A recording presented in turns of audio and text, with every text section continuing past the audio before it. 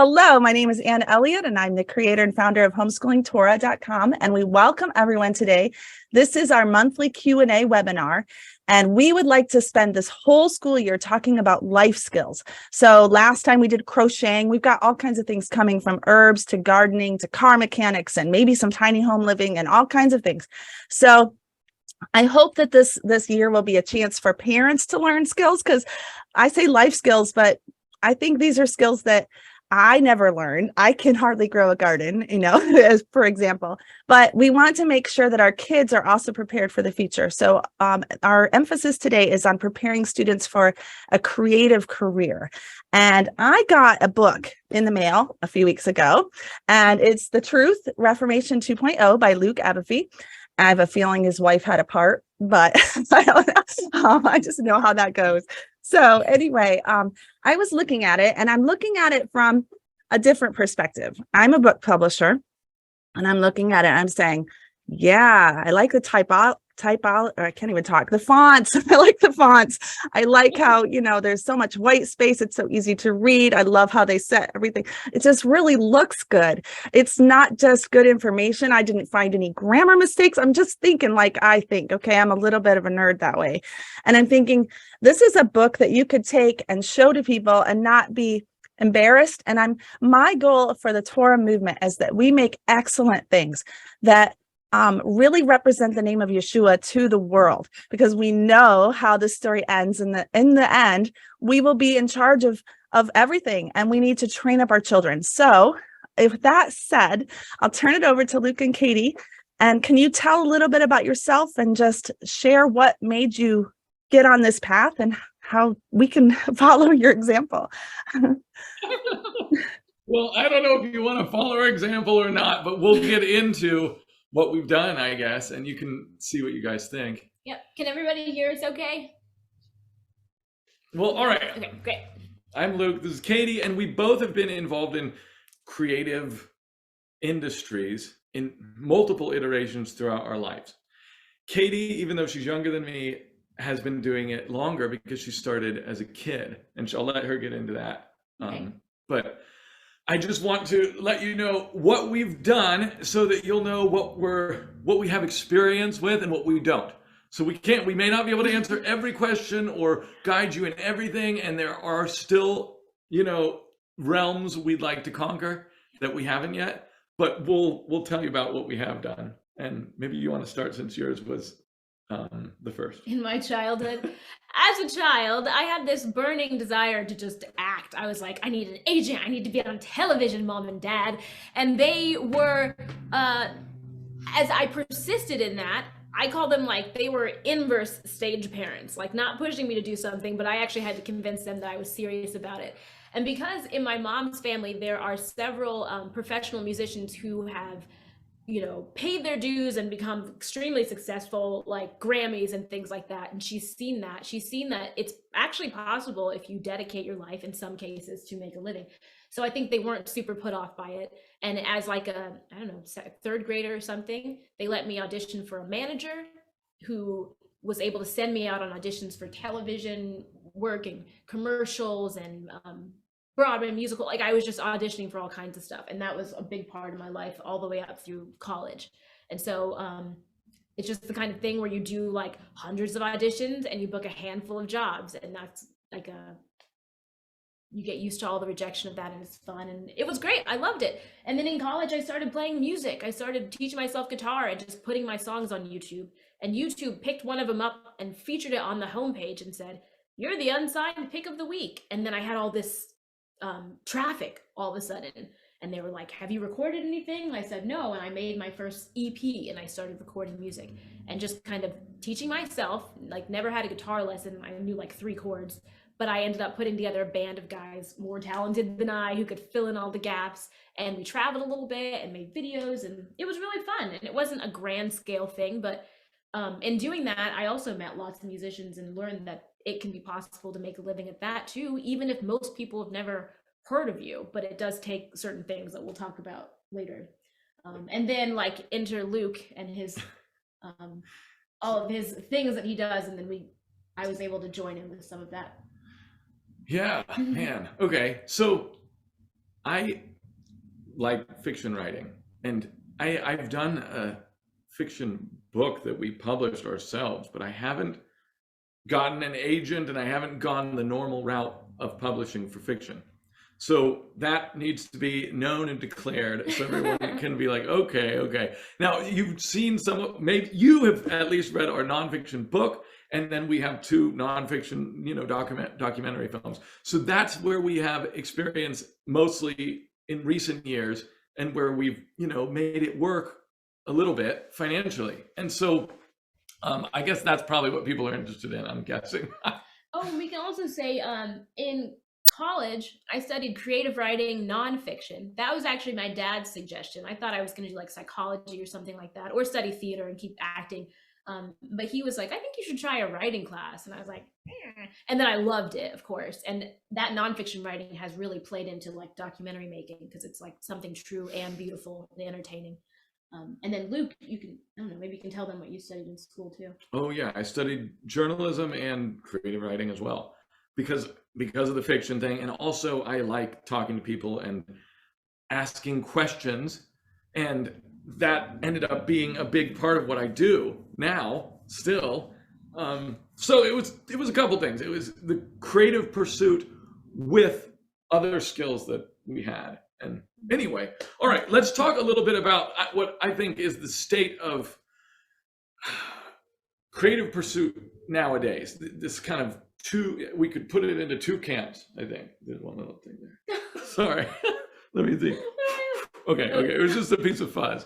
So back in the day, 20 years ago, something or other, you had to do what Katie did. You had to get an agent. I mean, not that this is still viable, important thing. And that was it. That's how you got into most of these realms. And there was no kind of, to a greater or lesser extent, there was no way to do things on your own as easily as it is now. And self-publishing was, what did they always call it? They call it you'll know. Like basically a good way to like bury yourself, because everyone can tell you're totally unprofessional and you weren't good enough to get an agent. Yes, but vanity publishing, they called it. Yes. And they're like, oh yeah, he's a CEO who made a bunch of money and he wants to get on the New York Times bestseller list. So he buys all his own books, like that kind of thing, which is something you can do, by the way. But if you don't care about money. But now it seems like there's a new, and it's already fully mainstream way of being successful or financially viable in a creative pursuit, which is probably what we'll talk about the most, because it's what we have the most experience with. Yeah. And that's basically building an audience, and then after you have hopefully done a decent job honing your craft, releasing it to that audience. And that's the other way. And we're not even the best example of that. There's so many good examples, and one I'll mention is this guy named Dan Carlin, who has a podcast called Hardcore History. And it's all about like war history. And this guy just used to work for a radio station, great voice, great delivery, but he loved history. He could never make that work until the podcast world. And now he's huge. And he has, he's doing well, doing this very specific thing that he could never have done before. So that's just hopefully to paint a basic picture of what you could step into. You could step into this world it's never been like this before, where you can kind of create your own custom fit role more than you ever could. And have more, this is the most important part to me and to a lot of creative people, how you have more control. You're the captain, you're the director. And so we'll talk about those things.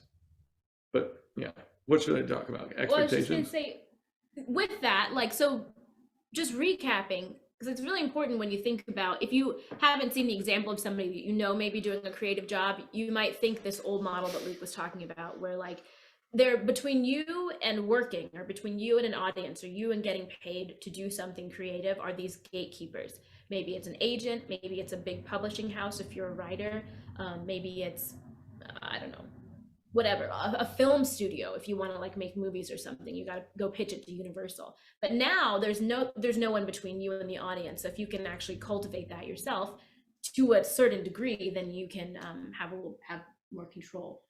But I think in a second too, we'll talk about different modes of working as a creative, being maybe somebody who's hired by others to execute their vision, which a lot of creative people do, or doing the self-directed model where doing work doesn't necessarily equal income at first or for a very long time, or maybe ever, maybe after you're dead. So yeah. So that was a really good point right there. We just had a question. How do you monetize creative pursuits? And I think you just answered that. Like, where is the income generated? For the people that are running the show, they're usually the last people to get the income. and so for people that need income fast, they might go working for someone else and use their creativity to help, further their dreams, the other people's dreams, and hone their own skills while they're doing it and get practice. So anyway, I'll be quiet, but that was a really good point. And can I just add something to what you said? Because that's so true. And the interesting thing about it is you think about, oh, well, if I had my book, in this large, Random House publishes it and it's on the front table of every Barnes and Noble, think how many people could get to it. So that's true, but also because you had those gatekeepers who were doing the work for you, you're going to get like a fraction of the income of your book. Versus if you had a much smaller audience, but you control the distribution, your income would be much higher. And so you'd have to sell way fewer to see the same financial return. So it kind of depends. Right. I think my first book I published, and this is way before I came to Torah, I made 50 cents each book I sold. And that was pretty good. And that's before my expenses. So, right. Not much. So, yeah. Katie and I, when we were discussing this conversation that we were going to have, we wanted to try and cover it from as many angles as we could and think about it the way that we were thinking about creative pursuits when we were 17, 18, 19, 20, and younger. And when I was 17 is when I first started writing, and I loved it. I was passionate about doing it because something about creative writing came easy to me. And I wanted to talk about that. I wanted to talk about talent and hard work. So just to manage expectations of kids. Okay. A lot of the kids here or their parents will know that they're talented. Okay. At something. They're like, oh yeah, he's good at that. He's really good. I love it. I love what he's doing. That's great. Talent is important. And then hard work is way more important. Because I see talent as, is this a thing that kind of comes easily to you, where it comes easily enough to you that it's fun to do to an extent. And I think that's what first piques your interest in that pursuit. And you think, oh, I would like to try this. And so you try it. And someone even wrote a question about which one of these major passions should I do? They have 7 things that they love. Well, we'll get into that. But it seems like some people love design. They love just the theater industry. And they're like, oh, I would do anything. I would be an actor. I would do the lights. I would do the audio. And then some people really focus in on, I want to be a writer, or I want to do this or that. But I'd like to say talent's important, but it's nothing. It means absolutely nothing if you don't work very, very hard at this. And we'll get into the kind of a rhythm of what that looks like in your life and how you need to schedule time to do that, and how that time needs to be consistent, in my opinion. But I think that realizing that a lot of people are talented and that means almost nothing is important. And also realizing that your parents were going to love what you do no matter what. And they probably don't know what they're talking about. Is also important. I'm sorry, it's true. And it's like, as a book agent, you're getting, I'm not a book agent, but I've talked to many of them because I had this show called Author Feast where I interviewed a bunch of authors and agents. And so they are getting hundreds or thousands of queries from people who think that they're great at what they're doing, and they don't even personally read the majority of them. They usually have some peon who's reading the majority and saying, no. And so the level of your work needs to be good. That's all. And you got to have people who are going to tell you the truth about the level of the work. All right, that's one thing I wanted to say. The other thing I wanted to say about the expectations is don't just fall in love with the first thing you make, because you're going to love it. You are going to love it because it is going to be good to you, and it's probably good to an extent. You know, it might be great, but and even your idea might be the best idea that no one has thought of before in any artistic endeavor, in any of Hollywood. No one's thought of this great idea, and it's great, but you probably don't know how to do that great idea as well as it could be done. So getting good feedback is important, and then just continuing to produce is even more important. So make that thing you love, and then don't just try and pitch it, and cry because no one takes it. Make it, pitch it, sure, or put it away and make something else, and then make something else and make something else. Yeah. And maybe you're going to get really good in 5 years, and then you'll come back to that idea and think, this is still so good, but I see that I've grown so much since then, and I can make it better now. Mm-hmm. And so that's important too. Have a long view of this thing. Okay, that's one thing. Well, there's another expectation thing, okay, which is we were talking about how it can feel like romantic. You were like, you're not just gonna sit at a cafe like eating croissants, and then something's gonna strike you, and you'll write this beautiful poem, or you'll take a picture that, you know, whatever. They're just like anything that you enjoy. There's going to be aspects of like you're just flowing, and it's so fun to do and create, and it's fun to work on it sometimes. And then there'll be times where it just feels like drudgery too, and you got to push through and keep working. A great book I recommend to everyone is called, instead of The Art of War, it's The War of Art. Do you know this book, Anne? I love that book because he talks about how it's like a battle to treat this seriously, to treat it like a true thing that requires attention and excellence and refinement over time. That's a really good book that you guys should read, The War of Art. I think it's Stephen Pressfield. I think so. When you said that, about working hard and it's not all fun, my family laughed in the background, just saying, because they understand. No, that's true. And that's so important, because yes, you have that talent, and that it piqued your interest in this creative field, and it makes it fun for you. So it's fun, right? But when you get good, you have to keep doing it when it's not fun anymore. This is important to realize. At one point, doing that thing, it's going to be fun. Maybe even the first draft of every story you write is fun, but maybe editing it is not. But you have to do that too. You have to do that other hard thing. So that's also just as important. So that's the whole hard work part. Yeah, maybe one part of your artistic creation is going to be fun every time you do it. Like for me, the first draft of whatever I'm writing is fun because I get in this creative flow where I can write quicker than I can think. And so my fingers are moving quicker than I can like develop the thoughts in my mind. And so I beat my mind. My subconscious beats my conscious mind. And to me, that's fun because it's like, that is it's sitting in that seat of creativity, or whatever you would call it. You're in the flow. Yeah, being in the flow. And that I like to do. Yeah. Is it good? I don't know. And so that's the whole thing. It's like, you gotta have the fun part that encourages you to continue, but just keep in mind that it's not always going to be fun. It's going to also be a job. If it's going to be a job, it has to be a job. And that's just how it is. And so I didn't realize that when I was younger. And as I started doing these things, I realized, okay, yes, that's true.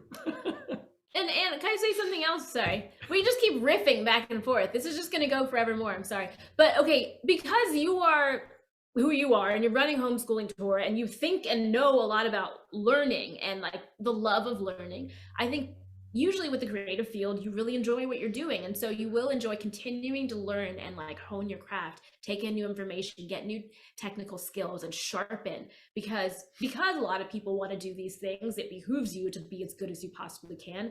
I even think it's biblical. Like it talks about playing skillfully before, the Lord. We're not just supposed to be like, taking it seriously with the gifts that he's given to us, and to continue to learn. Yes. Okay. Amen. So we've talked about a little bit about expectations. There's a lot more to say. We've talked about the grind, because it is a grind. If you want anything you want to succeed in life, I'm sure all your parents and kids know this. You have to work quite a bit at it. You have to work hard at it. And just because you're working hard at it and working a lot also doesn't mean it'll be good. So it's important to have it's important to study successful models or people who've done something successfully that you're aiming toward. That's important. I'm sure you guide them on all that, but that's a thing. And so that brought to mind another book recommendation, which is probably an unlikely author for most of your audience. It's On Writing by Stephen King. I have that book. You have it. Okay. I do. I know, he's not writing the kind of stuff I like to read, really, horror stuff most of the time.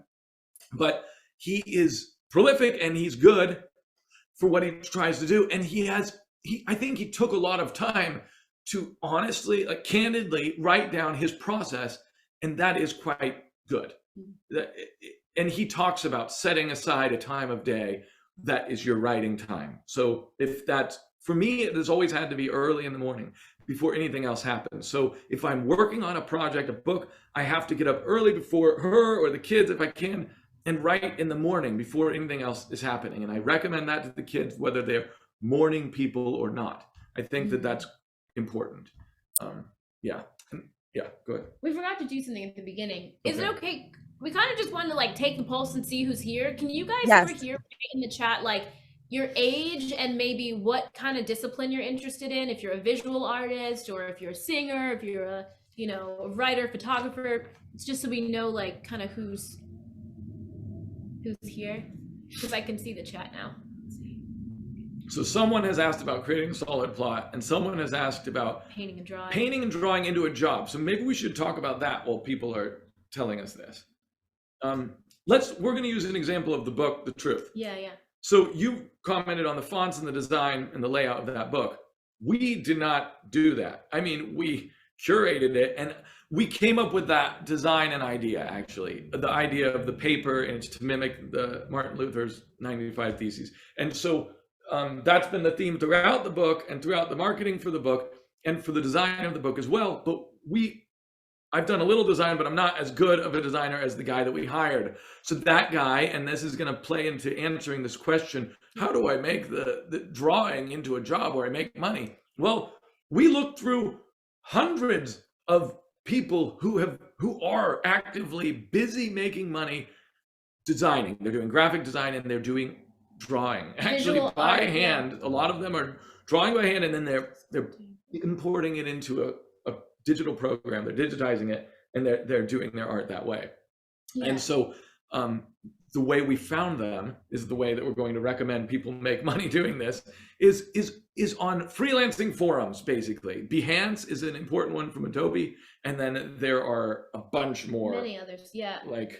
Honestly, okay. Well, go ahead, you take it. Here's what I was gonna say. Just in general, if you do some sort of visual art, I think it's the portfolio and pitch method is what I call it.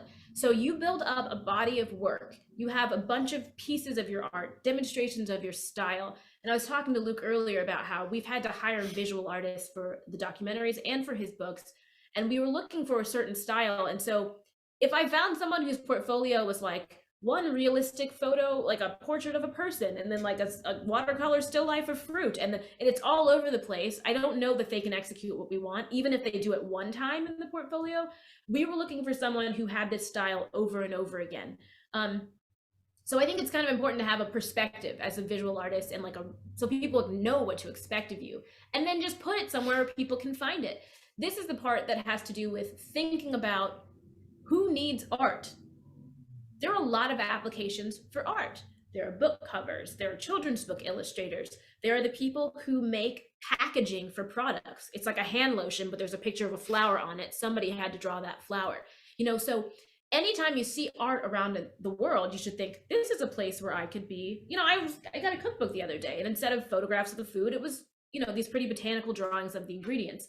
So you need to start thinking, where is my art applied in the real world? And then you need to think, okay, how would I make it easy for an author of a book who needs an artist to then find me? And so, like Luke said, there are sites like Behance where you can have your portfolio. There's just social media.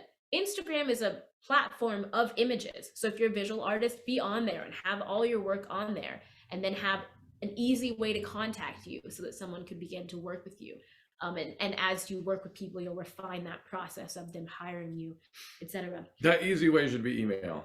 Sorry, Yeah. I want to email people when I'm reaching out about something, or a phone number, but don't give out your phone number. Make Just a simple website, like a landing page for yourself that has words on the website that when people Google, your name could potentially come up. Of course, now there are many, many artists in the world, so to come up on Google in a way that is findable will be difficult. However, you know, if you're a wedding photographer or something like that, wedding photographer, like what town are you in? What's your style? Is it quirky and weird, or is it classical and romantic? And use the language that they might be using when they say, I want a wedding photographer who does this.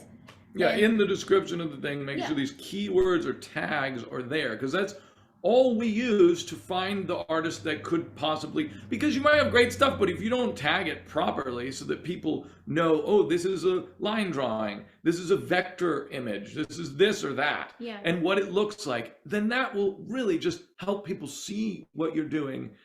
We're all talking about visual art right now, but that's what it applies in all, across all realms, no matter what you're doing. So the way that we found the artist who illustrated the images and the truth was on Instagram. I had searched so many places. Another place you could be, I mean, there are artists on like a site like Fiverr. There's a site called Upwork.com that is great for any kind of freelancer, and there's lots of artists on there. Behance, Upwork, Fiverr, and then DeviantArt even has some. I looked on there. In the searching, as you're like putting your stuff on there, keep in mind, like a lot of these sites have like safe search filters on them. You should definitely use them, because there's a lot of just nudie drawings out there, because everyone seems to love drawing naked people. So keep that in mind, kids, as you're looking on Behance, as you're looking on all this stuff. Like luckily they have in their search metrics ways to keep it cleaner.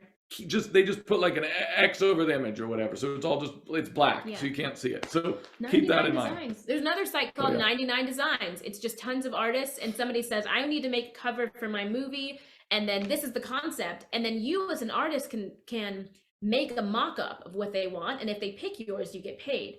So there are lots of different places to find work if you're in that portfolio and then pitch sort of thing, and social media is an easy one to just instantly get into.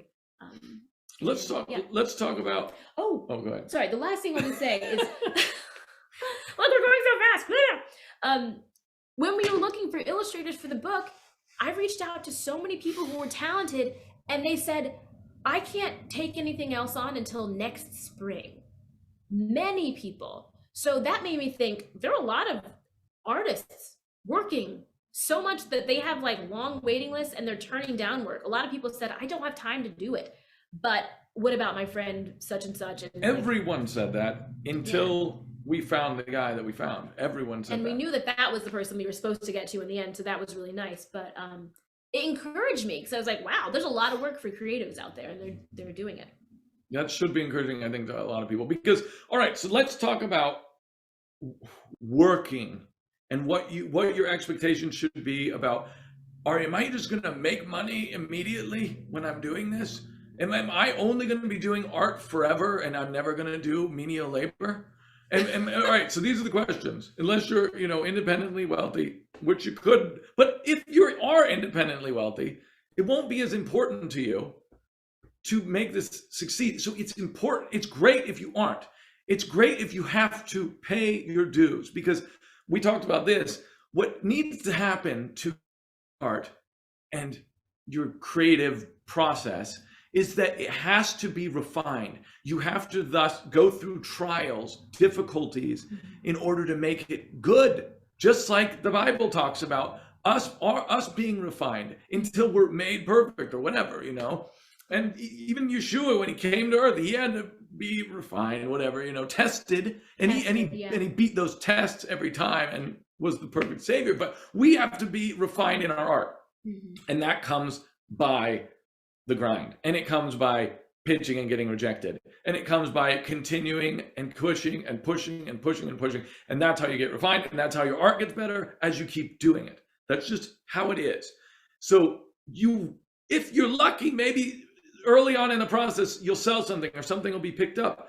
But also if you're lucky, it won't, because it'll force you to keep pushing and getting better and better. And that's very important. I know it's painful, but it's important.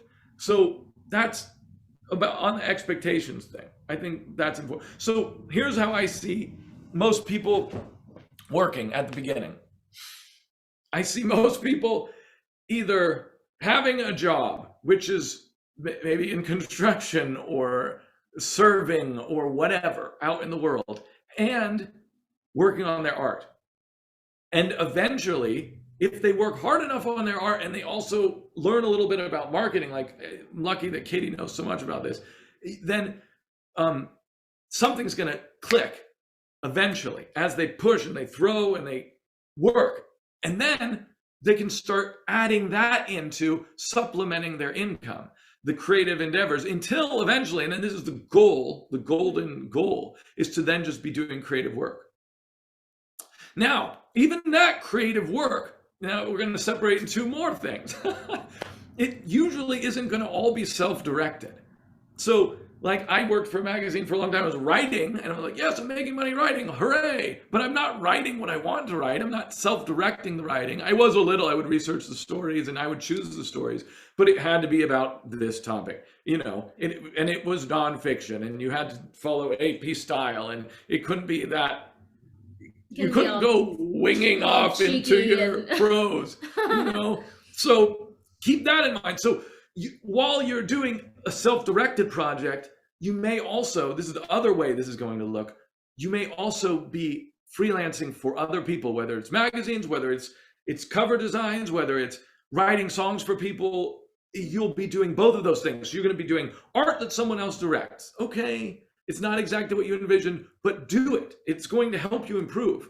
And you're getting paid to learn at this point. That's a great step. And that's like a big step. And then the pinnacle, of course, is all self-directed art that you create. You're the captain, and you're also making money. So that's the pyramid there, if you will, of creative endeavor. And having said that, when it's all self-directed, you have to self-direct everything. So now you're in charge of the marketing and promoting, and so your time is really still not all spent in creating. In fact, it's actually pretty small how much time you can create, because you're in charge of everything. You're wearing all the hats.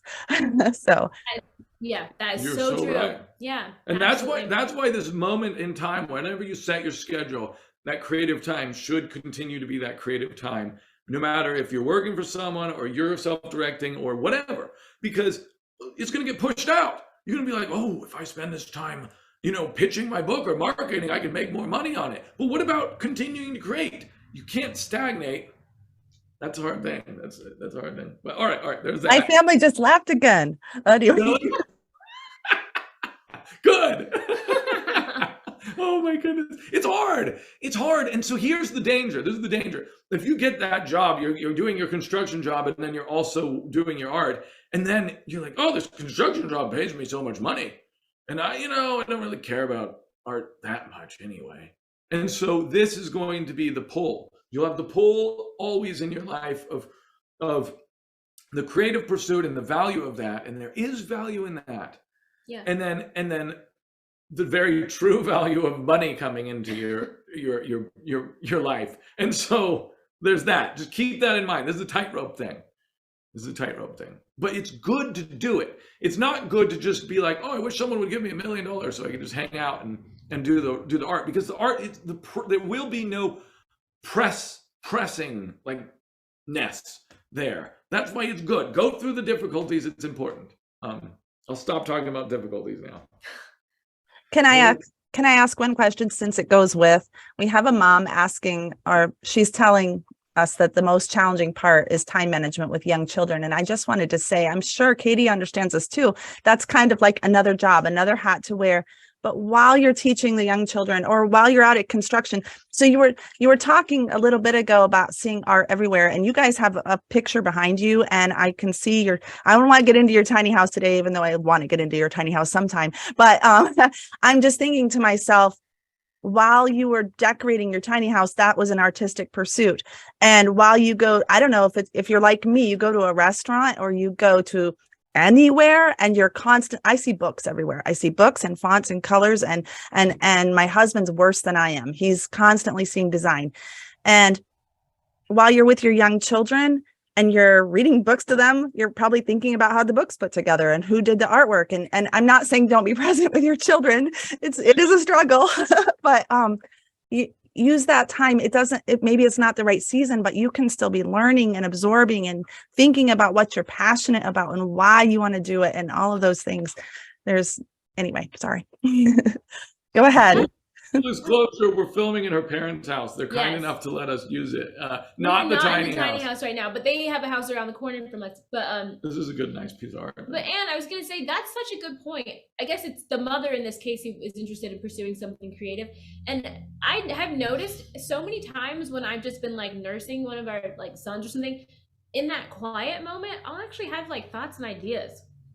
To the degree that like when they're all done eating or whatever, I got to run off and like write something down. Something about the stillness of that is very nice. Yeah.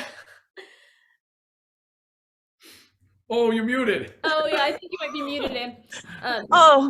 Whoops. Okay. I'm sorry. I was going to say that just constantly you got to have that phone with you everywhere, like in the middle of the night or in the shower or wherever you are. Those ideas are going to, well, careful with the phone, but and everywhere you are to constantly write those ideas down. I have ideas from like 20 years ago and I still want to do those things. They're not all done. I have enough for like 100 years yet. So. Yes. And I had this professor in college who talked about, we were all, young, like early 20s, even late teens and stuff, talking about we're doing creative writing and just encouraging us to like live, to have experiences. This is what you draw from to make your art. True observations of people. Like when I was acting back in the day, also didn't have any training and stuff, but I was like, oh, hey, I see my mom's in there. Hey, Mom. She's writing something in the chat. I would go around. I was like a weirdo. I had this gold notebook in my little Christian school that I went to, and I would take it everywhere, and I would watch what people did in certain situations. This was my acting training, and I would say, okay, when kids wait in line, because maybe I'll audition for some Disney Channel show, and I'll have to wait in line and look natural. Like this is what kids do. They like twiddle their hair and they like tap their foot. And I would literally take notes. Or like when someone's about to cry, this is how they well up. This is how their face changes. And I would take notes. So our whole lives are collecting life that we then use to make the art. So the time that you're with your kids, that you're doing this stuff, be observing, be noticing the art in these everyday, moments, because it's going to inform what you then make. I think your art can't be very good if you haven't been through anything. And I had a stretch once where I hadn't written many songs. My mom, she was like, you must just be really happy. I was like, I know, I need some more, I need like a breakup or a hardship or something, because like you get so much out of all those different moments. It's true. It's one of my pet peeves. I'm writing curriculum for kids, language arts curriculum, and the state standards across the whole country right now, from kindergarten on, they're supposed to be writing. But what has a kindergartner done in his life? I mean, they haven't done anything. They haven't lived anything. So what they're supposed to write this amazing, or like, they can't even write. So it's a pet peeve. If I had my way, kids would just be looking at things and observing things for all those young years and maybe copying things that are great and just talking about why they're great and what, learning to travel around the world in books and videos and just, meet people and interview them. Anyway, that's a pet peeve, but it's kind of true for us as for those that are older that are here. You have to interact with the world. You have to have, like he's been saying, you have to have those problems and know how to work through them it doesn't matter whether you're writing or art or music, you have to have it deep within you before it can come out. And that's a matter of time. And you have to let that be. It's okay. It's okay to take that time. And I'll be quiet because I'm saying the same things you're saying. So. Yeah, I think the observing thing, like you're talking about, being observant is very important for anyone who's an artist. Yeah. Who wants to be a writer, who wants to be an actress, who wants to whatever. Oh, yeah. Sam just woke up. She just said something. You go ahead. I'll be right back. One of our napping people woke up, but I saw something in the chat that my mom said that I wanted to mention because I thought it was a good point. So a lot of what we've been talking about so far is taking on a career after you graduate. But she was saying, in my case, I wanted to begin this stuff before, like while I was still in school. And that's very much possible, especially if you're homeschooled. My parents were very kind to, like, if I had an audition for something, they would figure it out. We would tell my teachers, get my homework, they would take off work or get a friend to take me or whatever. Most of the time it was them, and go ahead and take me. And I remember somebody asked me one time, like, what do you want to be when you grow up? And I was offended. I was like, I'm not gonna wait till I grow up to be something.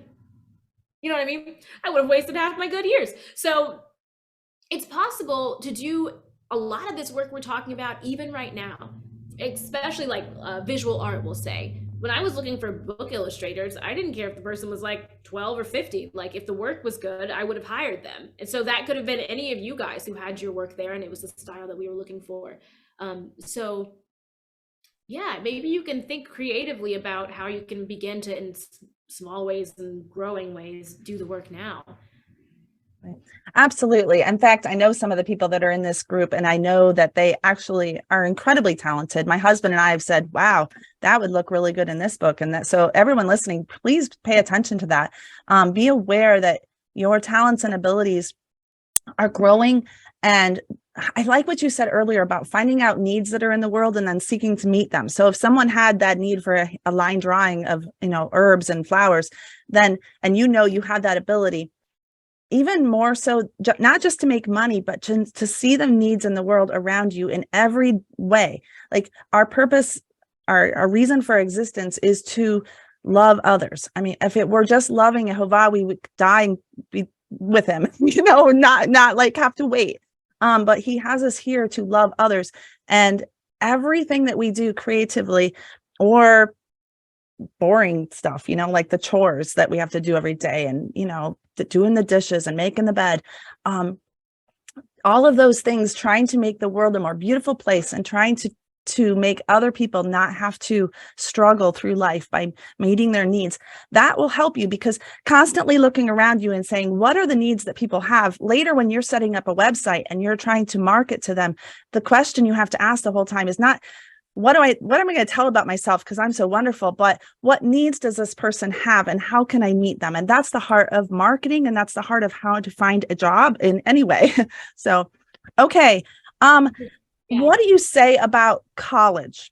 Do you have to go to college to learn all of this? Are there other non-traditional ways that, especially as homeschool students, they might want to consider to learn the skills that they need? Yeah, I think that the culture of college will shift. I was actually watching your interview about durable trades, that book, and that was really interesting. And I think it highlighted that for certain fields, college or higher education is just going to be necessary. They're technical crafts. Like, I'm not going to let someone do my surgery who is self-taught or whatever in their garage. But then for other things, you don't need college. Like, for me to be able to be playing music and making music videos and traveling around and stuff like that, even on my small scale that I was doing it, I'd never had a guitar lesson in my life. So it really depends on how technical the skill is, or whether you have access to somebody that you could kind of apprentice with, intern with, be their gopher and get their coffee or whatever and watch what they do. Also, right now online, there's so much information. If you want guitar lessons and can't afford it, go on YouTube.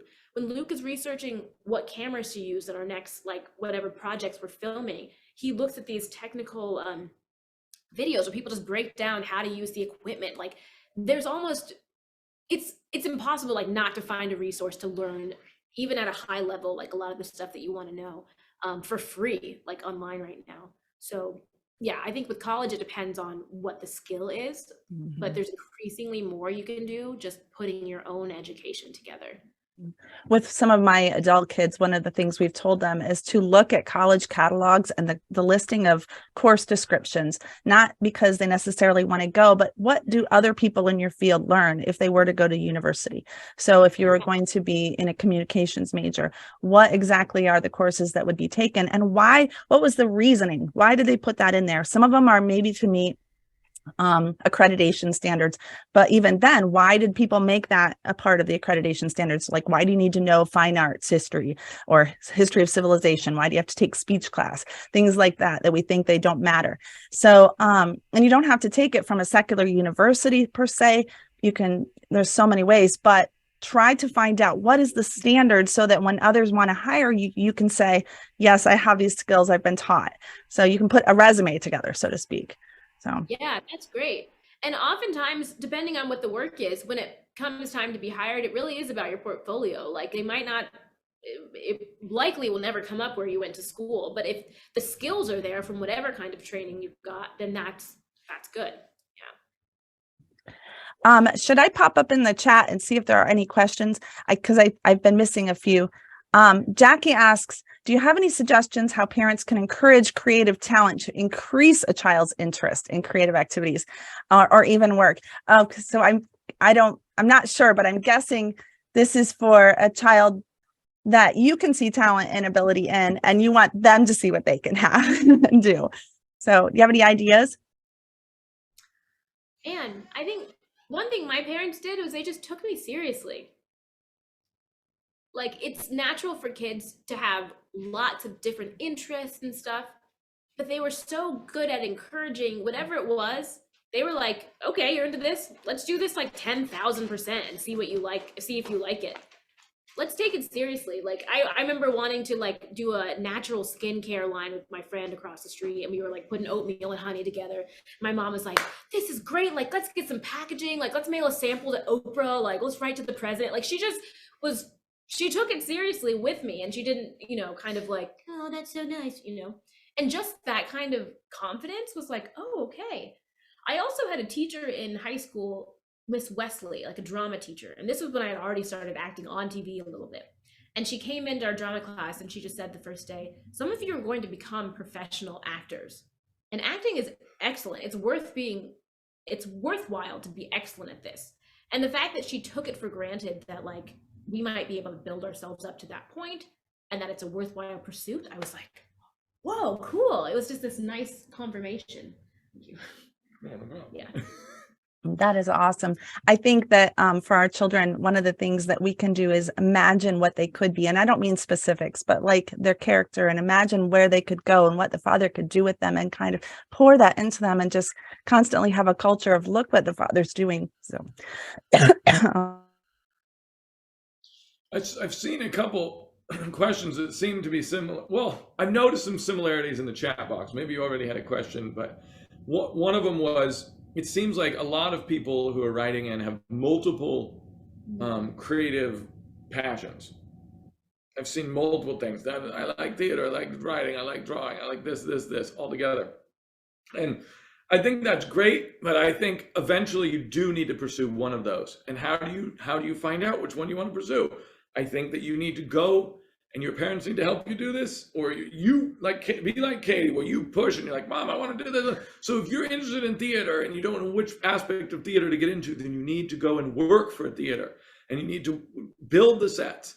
You can do this at a college where they have college theater things. You can volunteer there in the theater department, and they would love to have you there just helping build, and they're funny. The fun thing is in most of these creative fields, the people are fun to be around because they're entertaining and like a little weird wild. And a little great, yeah.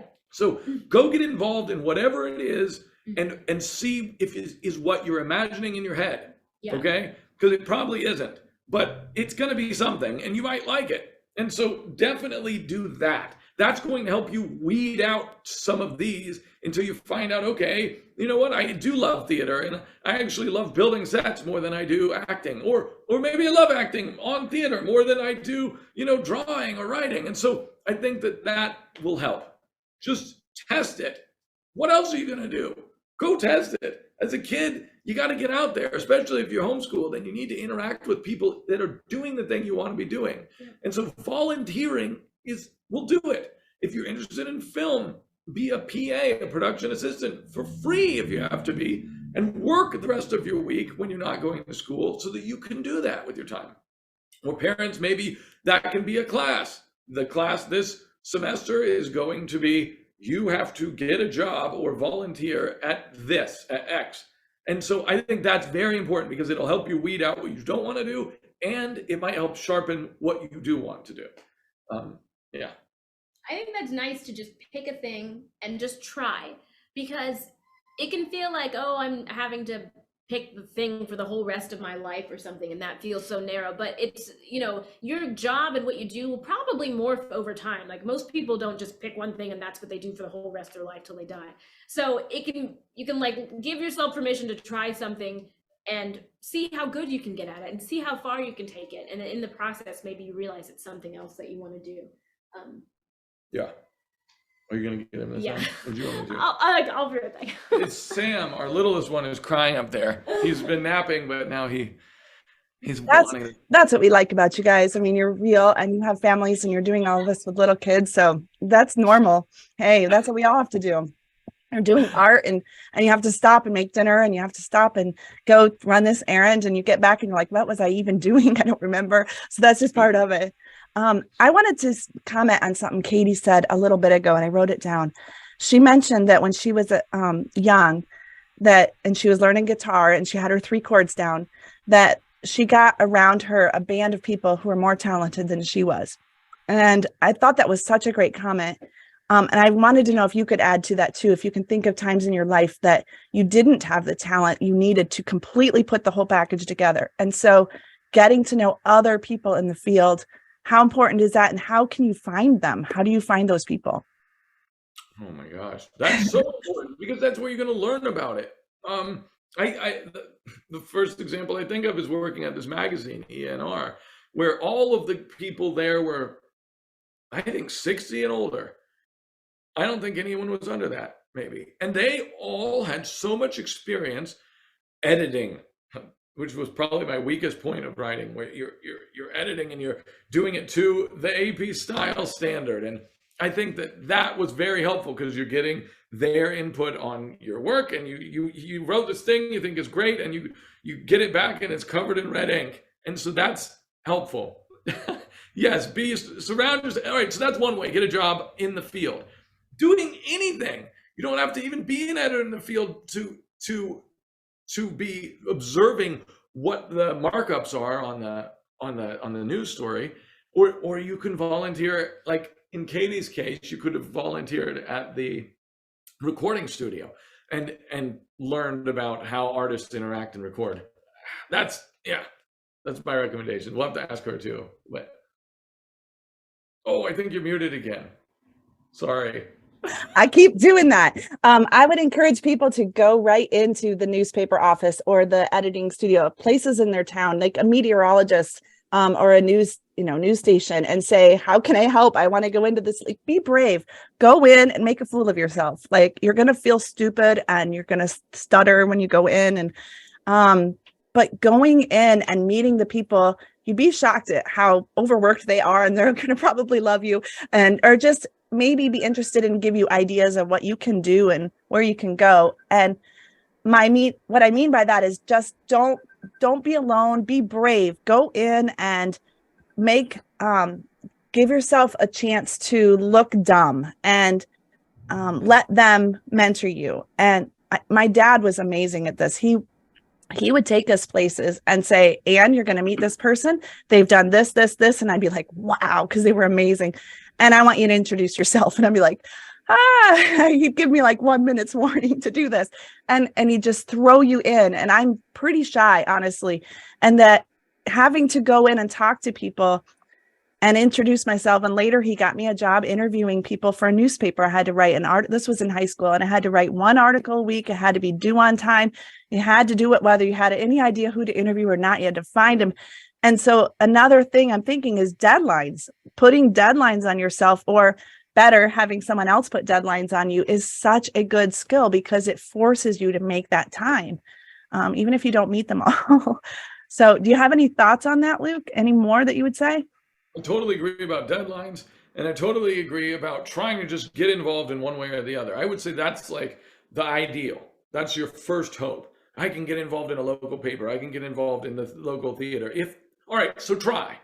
If you fail, if you aren't able to at least this semester, and you're going to try again next semester, next year, or whatever, there's something else you can do. And that is find someone who's now retired and who used to be great at the thing that you want to do. And you can do this with Google, and you can do this by, like, if you love sports and you're looking into the Olympics, well, some part of the Olympics, find one of the silver medalists from the Olympics 20 years ago. Look way a long time ago, someone who's not in the news anymore, someone who might have more free time. This is the idea. And then reach out to them and try to get a mentor who has successfully done what you want to do. But the key is a mentor who's retired. That's the key, because you can find a great mentor who's not retired, and they're not going to have much time for you, likely. I mean, maybe they're a family friend and you can get a few meetings with them. But if you can't get directly involved right away, then get a lunch with someone who's done what you want to do and who's retired right away. You know, another advantage of being retired, my kids have asked me in Microsoft Word, you know, because I use all the word processing things and Adobe things, and they're like, what is it? Why is it called copy paste? And you're young too, Luke. I mean, back in the day, we had to actually cut things out and paste it on. And so it was cut, you know, that's why I just think that getting someone who's older, they're going to put a perspective and wisdom onto something and understand why it even got there, especially like if there are kids that are here that want to go into computer programming, which is a whole design field that we haven't even talked about yet. Like designing and coding to make websites happen. You have to understand what the history of everything is. And yeah, getting to know those older people, they are a treasure. So like, what about Torah people? How do you find, is it possible? Can we find Torah people to mentor? If they've done, I wouldn't limit it to that at this point. Sure, if you can find it, great. But the chance of finding, you know, that in your area, even just finding someone Torah observant in your area who hasn't done what you want to do isn't always easy. So I would say, do not limit it to that. It doesn't need to be, you don't only need to interact with people who believe the same way you do. And that's very important.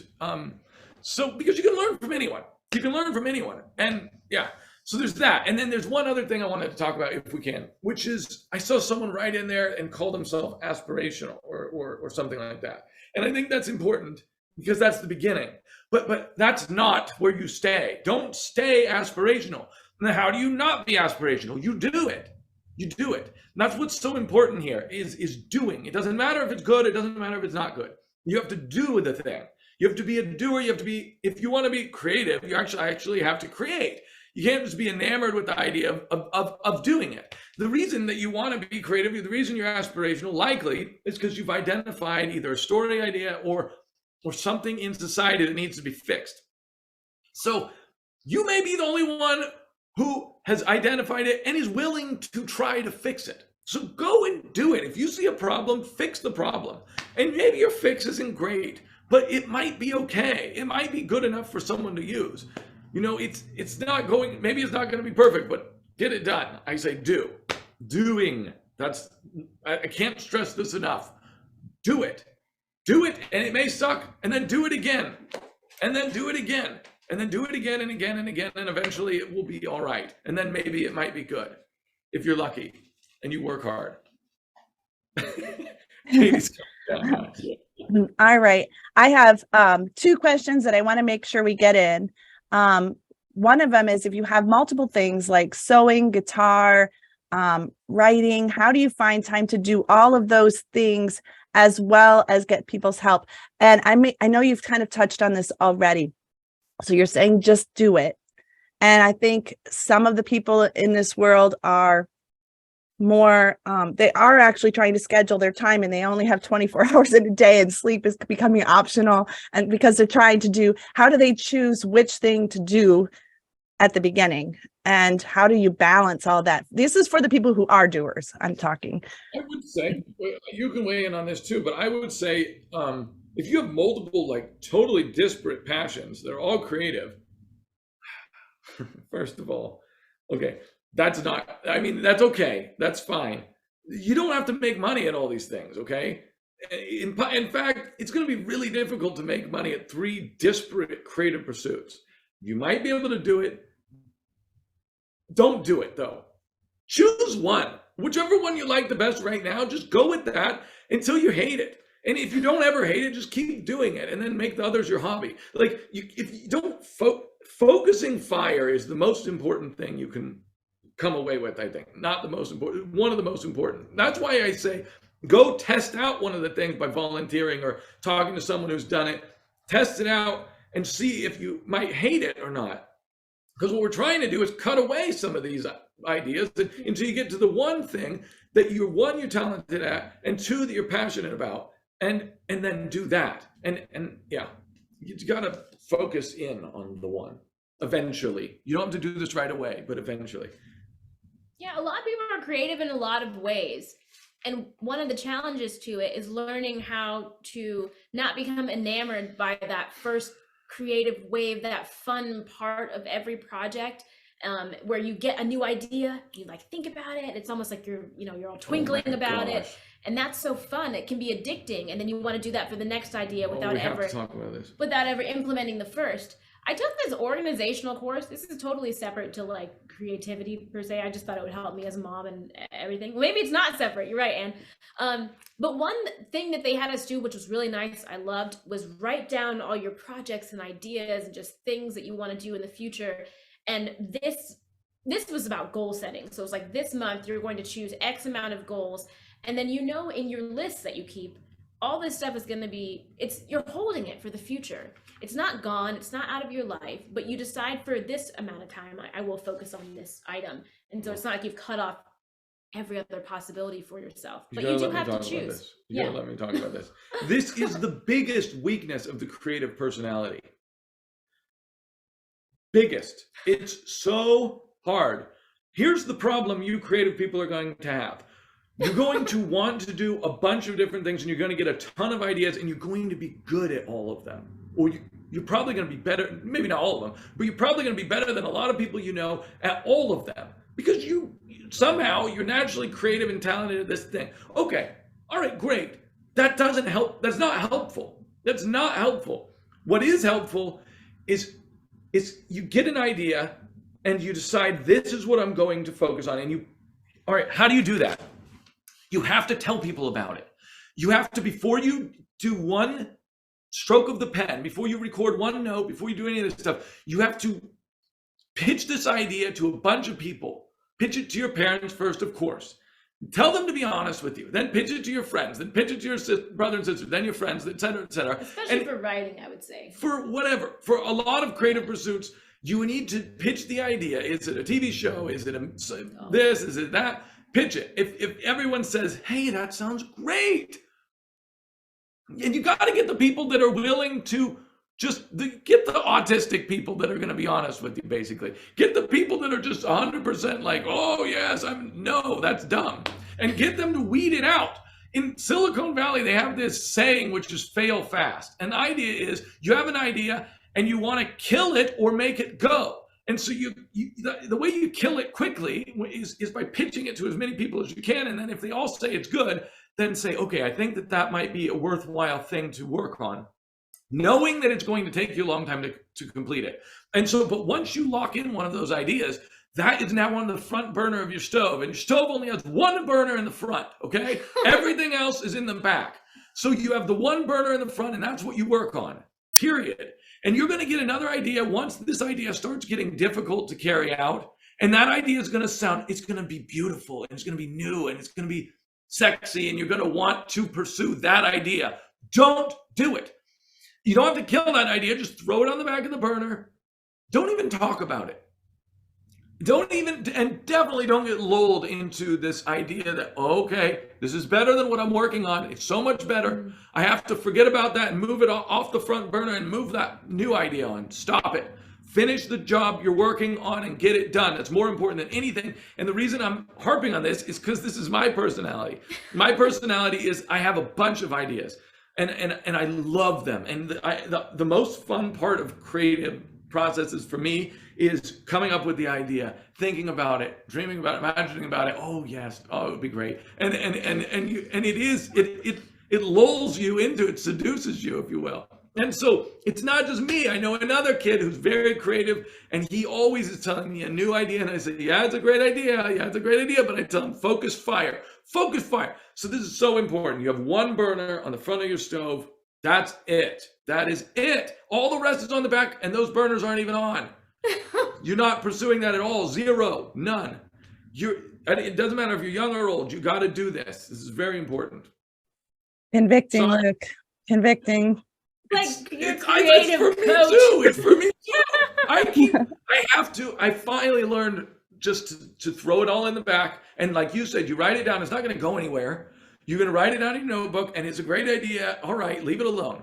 And then finish what you're working on. And maybe when you'll get to a point where you get on the other side of a project, it'll feel like you won't, but you will. And the soup is done. You're going to eat the soup.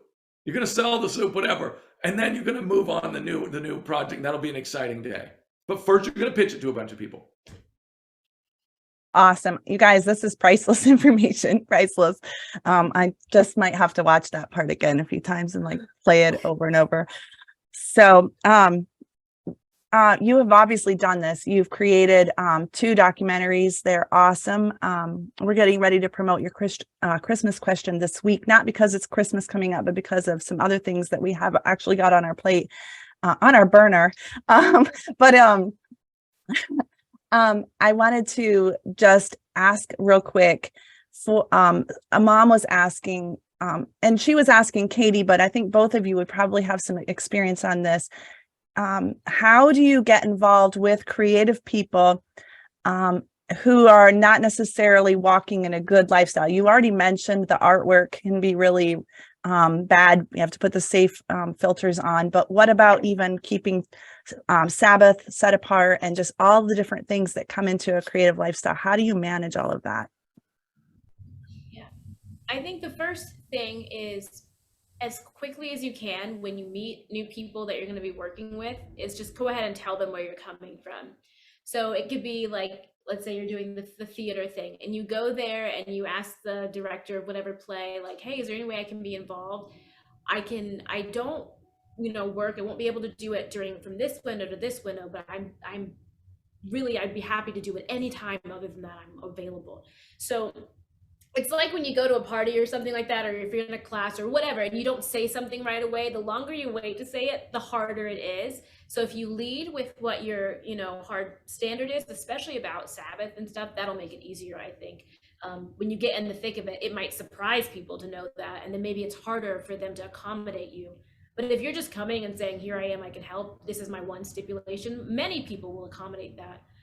I mean, we've had to tell or ask people that we work with for different things, like not to do it during Shabbat, or like if I have to email an artist the last note on Friday night, it's like, you don't need to give us this until next week, so there's the expectation that you're not asking them to do that. Do you have thoughts about that? It's basically exactly what she said. It's going to be hard too for a lot of creative personalities, because somehow that seems to go along with wanting to not rock the boat in some way, shape, or form. Not always. But you just do it, get the conversation done, practice it. It's not always easy. And no, it is always easy. It is always easy. The hard part is just doing it. The doing it is like the dreadful part. Oh no, I have to tell them that I have a requirement. That's okay. It's okay to have a preference or requirement. And as people no one cares.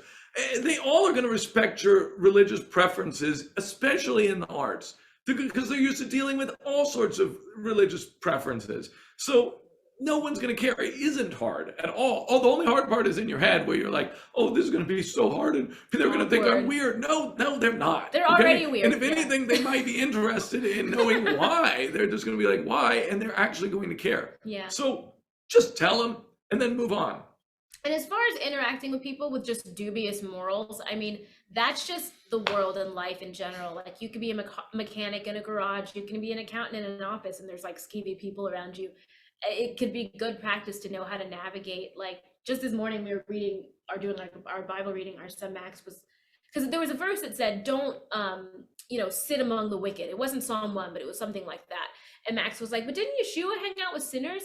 And so we kind of were talking about the difference between, are these people that you go to for counsel? Are you pouring your heart out to them? Are you like admiring them so much, even though they go against the Bible? Or are they people that you are around, but you can actually be an influence and speak the truth and love to them as opportunity presents and stuff? There's a different way of being around people. And we don't just have to avoid people who are like ungodly, because likely we will mix and mingle with these people, especially in these different creative pursuits, unless you build a team of people who are your friends. Maybe you have friends from your homeschool co-op. Maybe your siblings are super talented, and you make your own collective, and you're like doing your own YouTube sketch comedy videos for fun or whatever. And then you can kind of curate it, and you might not be working with people who are like super senior to you as far as talent, but you can have the freedom to keep it wholesome as you want and do all that kind of stuff as well. That was awesome. That was awesome. All right. Well, I think that I wish there was like a I'm getting ideas here. I'm trying to think. We're going to be posting this on YouTube shortly so that people can watch the replay. And of course, the chat, they won't be able to see. So I'll put any ideas and resources, we'll put them down below the video so that people can watch and get, all of those ideas. But do you guys happen to have, and it's okay if you don't, but maybe like a page on your website where you could like, how could we do this? I have a page on my blog where I have like all the books I recommend for writers. Like these are all my favorites. These are the ones that really helped me. And you've listed some. I don't know. I'm just winging this, so you probably don't have anything like that. But if you did, it would be awesome if you could get something like that together. I wanted to say that we have. I'm not on Facebook. Most people are, and you really do need to think carefully and prayerfully about your social media because it's obviously a tool, and tools are good to use. So I'm not dissing all social media here.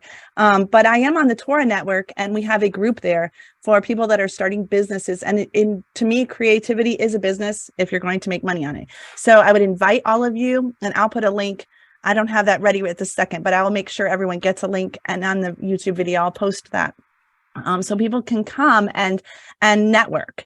And if you guys have links that you want to share and that you want me to share, like maybe on Facebook or Instagram or wherever that you feel that I should also mention, that would be wonderful. Anything else that I should? There was one or two more things. I can make them so quick because I know that we're getting full on the time. And then I have one word of exhortation to the crowd. Go for it. So, one is just a quick word of caution. So when I was doing acting on television and in commercials and stuff, a lot of people would be like, how do you get into that? How do you do that? And there are a lot of companies out there that say, come to our camp and we'll make a video of you and we'll bring in a casting agent from Disney Channel and pay us $3,000 and you're going to be on TV. The way it works with these gatekeepers to traditional channels of like getting a book published or getting on TV or whatever, is that they make money when you make money. So if you come across something that says, here, you can do voiceover. If you give us $5,000, we'll help you make a demo. Like that kind of thing should be free.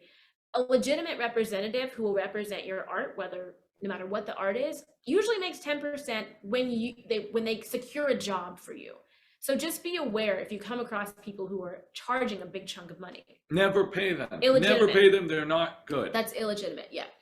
And that is the reason why a real manager will pick real talent, because they will only make money if you make money. And that is a nice confidence booster because you know that they believe that you are bankable.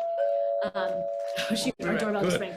The second thing is just a quick note about how to get started in different fields. So when I wanted to start playing music at colleges, I learned from some musicians I knew that colleges have a budget for musicians. So for 45 minutes, they might pay $1,500 to $2,000 for a concert for someone no one's ever heard of, just because they need to have events. And so I was like, this is great. My mom helped me go online to, I think, 500 colleges' websites. We had a Google spreadsheet, and we looked at all the activities board, email addresses, and I individually pitched 500 colleges, and it was like crickets. Maybe I booked one show from it, maybe it was 0. And then I learned that, there's this conference. And if you get a booking agent to represent you, you as the artist go to the conference, you do a little mini set on stage so all the college kids come and they pick their entertainment from the year at this conference. And if I had known that, I wouldn't have done the go on 500 websites and I thought I was being industrious. But all I'm saying is, if you see someone doing what you want to do, let's say you're a musician, like, how do I get into the college circuit and play at all these schools? Ask them. And they might tell you, oh, okay, you need to go to this conference. And then you can go ahead and do that. And then I was booking the shows. So if you're the kind of person like me who just wants to go ahead and do it, like, don't read instructions, don't ask anyone, you could waste a lot of energy. So find someone who's doing it and ask their advice, I would say. Yeah, I think that being creative, you need to divide your time. And if time is a hard thing, this means it might only be 10 or 15 minutes once in a while. It's not, when I say time, I'm not thinking hours and hours of time, but you have to teach yourself. You have to constantly be learning, and that never goes away. And you have to network with people and meet new people and get mentoring and mentor others, because teaching someone else helps you.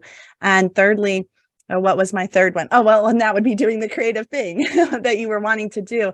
I mean, I guess if I had realized way back when how little of my time I actually get to spend on the creativity, it's shockingly small.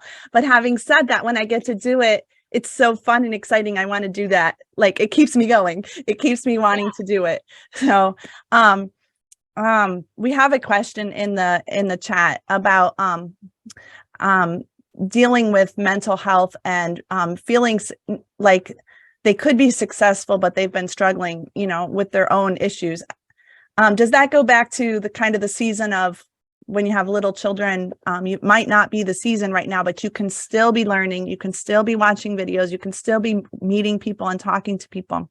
And honestly, connecting with people might help your health as well, and not being alone. Any ideas for that, Katie, that you would add? Yeah, I mean, for one thing, like, as an artist, just like as a parent or anything else, like, you're the one that this work is centering on. If you're not like sound and taken care of, then you can't even do it to begin with. So I think that dealing with and addressing and healing these issues is a massive priority. And I think also doing art during the process could be a healing thing. Getting things out, expressing things, connecting with other people over what's going on inside could actually be part of like getting better with that too. So I'd say prioritize that, and then make art even about that, if that feels appropriate. And Awesome.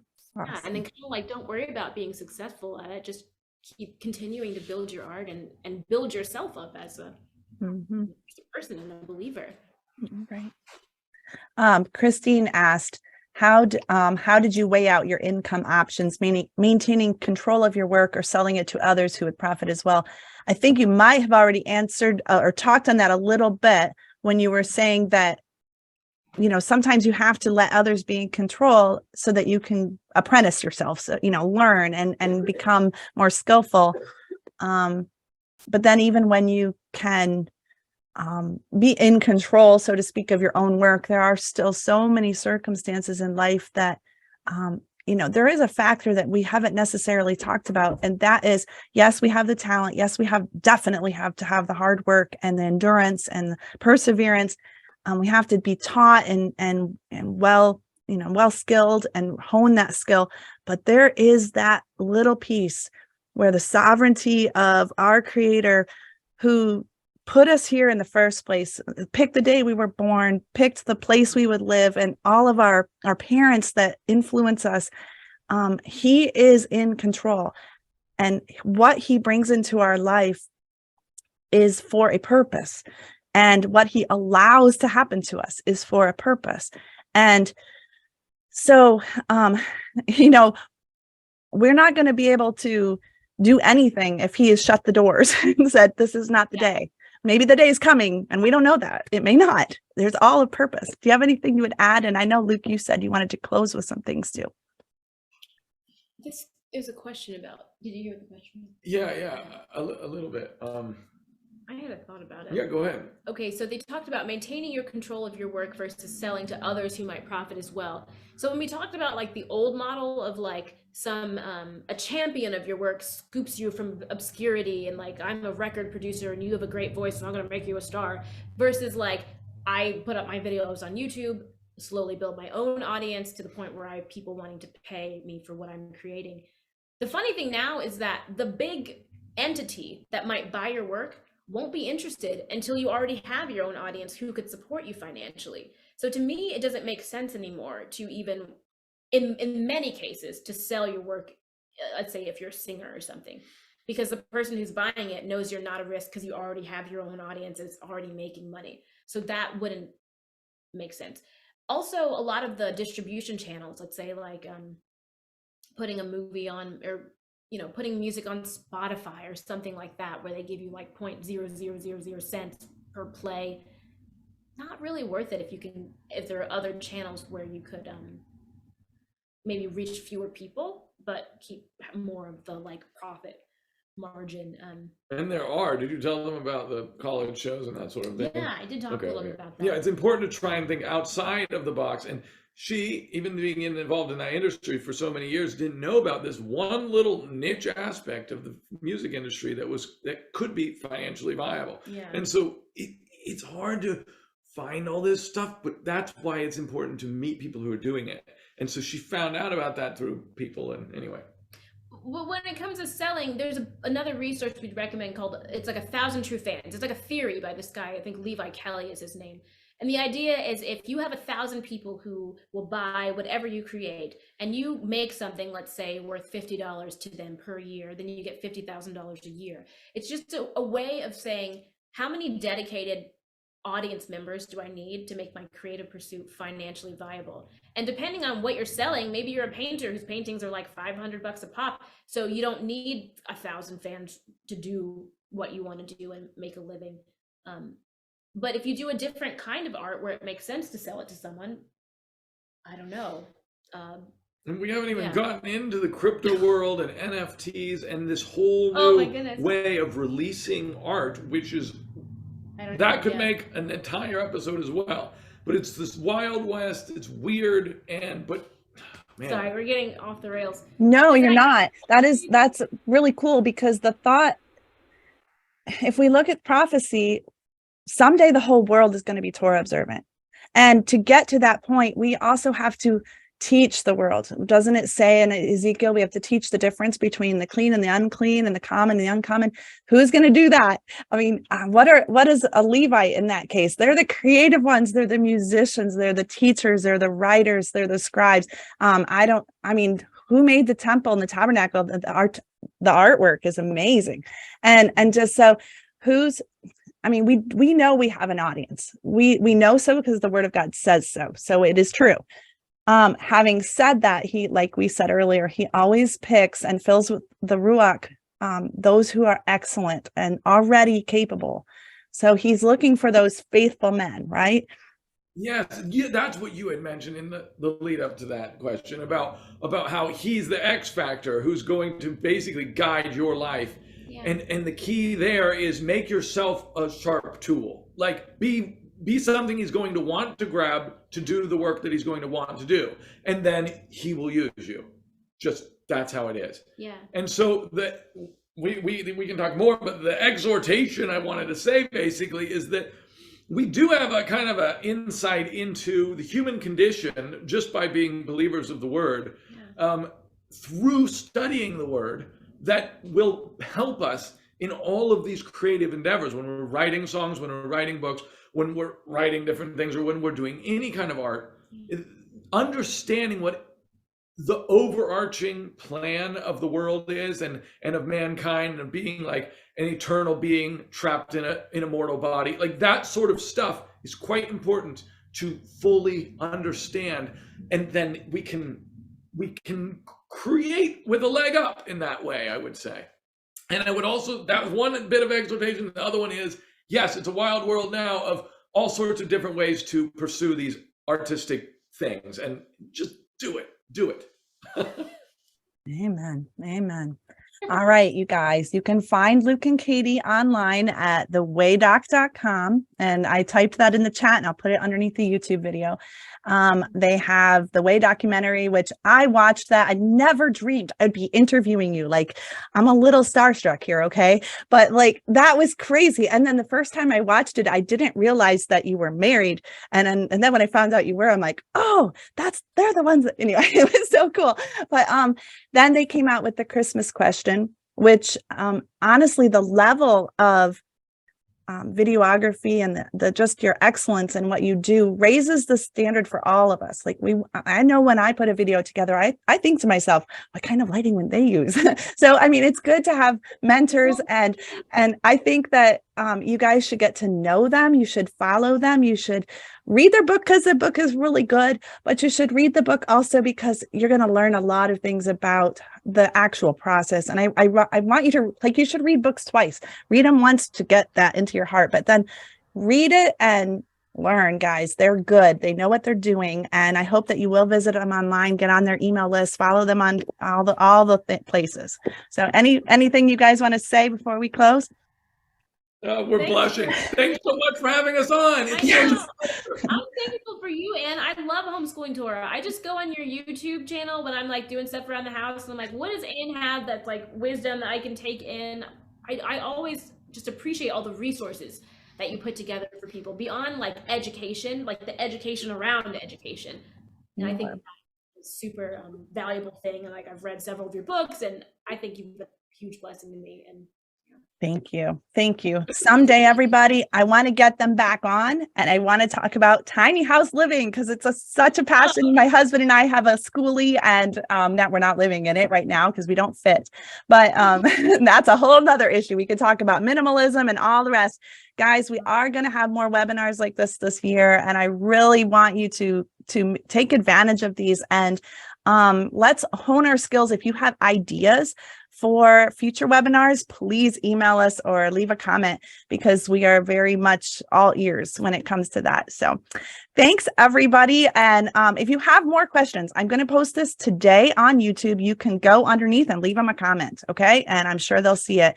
And thank you. Thank you so much. Thank your kids for losing their mom and dad for a little bit. Thanks for, I know there's a lot of other work you put off to be able to do this, and I appreciate that very much. So thank you. And just may the Father use this generation to be a light, and a light that like our level sets the standard for the rest of the world. No more Hollywood setting the standard. You know, someday it's got to be us, and may we all work to get our skills to that level, right? So, all right. If there were any questions we didn't get to answer, we'll try to pop into the comments of the YouTube video and do them there, because I know that we might not have gotten everyone. All right. All right. Shalom. Thank you.